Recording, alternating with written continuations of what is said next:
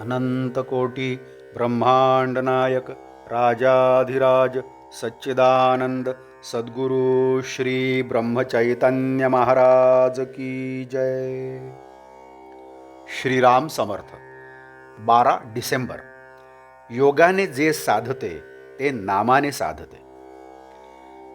गृहस्थाश्रमी माणसानं असा नियम ठेवावा की जो कोणी काही मागायला येईल त्याला नाही म्हणू नये. आपल्याजवळ जे असेल त्यामधले थोडे तरी त्याला द्यावे. अन्न द्यायला कधीही मागे पुढे पाहू नये.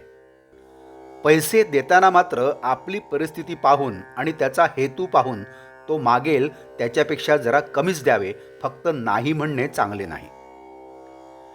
भिकाऱ्याला कधीही वेडेवाकडे बोलू नये. आपली नोकरी ही एक प्रकारची भीकच आहे. भिक्षा मागणे हे वैराग्याला कमीपणाचे नाही, पण भिक्षा ही स्वार्थासाठी नसावी. आपले पोट भरल्यानंतर राहिलेल्या अन्नाचा प्रत्येक कण दुसऱ्याला द्यावा.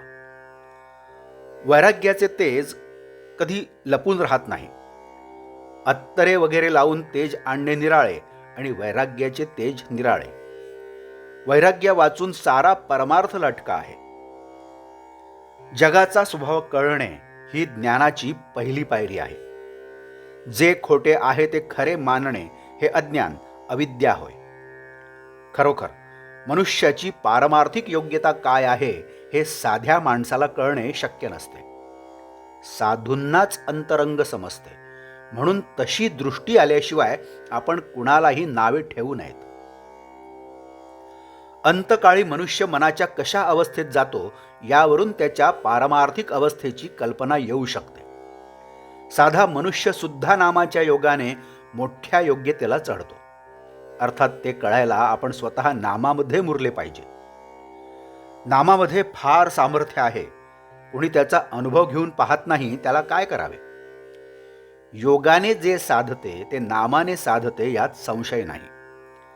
ज्याला नामाची चटक लागली त्याच्यावर रामाने कृपा केली असे निश्चित समजावे. परंतु नामाची चटक लागण्यासाठी सतत नाम घेणे हाच उपाय आहे. तसे पाहिले तर प्रपंची माणसे अत्यंत स्वार्थी असल्याचे आपल्याला दिसून येते. त्यांचा स्वार्थ यत्किंचित न बिघडता त्यांना परमार्थ पाहिजे असतो. हे कसे शक्य आहे? अत्यंत निस्वार्थी बनणे याचेच नाव परमार्थ. तो साधण्यासाठी थोडा तरी स्वार्थ सोडायला आपण तयार व्हावे. साधू संतांच्याकडे जाऊन हेच शिकायचे असते. प्रपंचावर सर्वस्वी पाणी सोडा असे कुणीच सांगत नाही आणि असे सांगितले तरी कुणी ऐकत नाही. पण निदान प्रपंच म्हणजे आपला स्वार्थीपणा हेच आपले सर्वस्व मानू नका असे संत सांगतात. ते काही गैर नाही. स्वार्थ कमी व्हायला वासना कमी झाली पाहिजे आणि वासना कमी होण्यासाठी भगवंताची कास धरली पाहिजे. भगवंताची कास धरण्यासाठी त्याचे अनुसंधान ठेवले पाहिजे आणि त्याचे अनुसंधान टिकवण्यासाठी त्याचे नाम घेतले पाहिजे. म्हणून तुम्ही नाम घेत जावे. आजचे बोधवचन. ज्याला नामाचे प्रेम लागले त्याला भगवंताचे दर्शन घडले. जानकी जीवन स्मरण. जय जय राम. नमस्कार. मराठी आणि हिंदीतून रोजची श्री महाराजांची प्रवचने आपण ऐकत आहातच, परंतु कृपया चॅनलला भेट द्या आणि प्लेलिस्ट बघा. मराठी अथवा हिंदी प्रवचने आपण आपल्या सुविधेप्रमाणे सुद्धा ऐकू शकता. मी परत एकदा आपणाला विनंती करतो की चॅनलला सबस्क्राईब करा, शेअर करा, लाईक करा, कमेंट्स द्या. बेल आयकन दाबायला मात्र विसरू नका. धन्यवाद.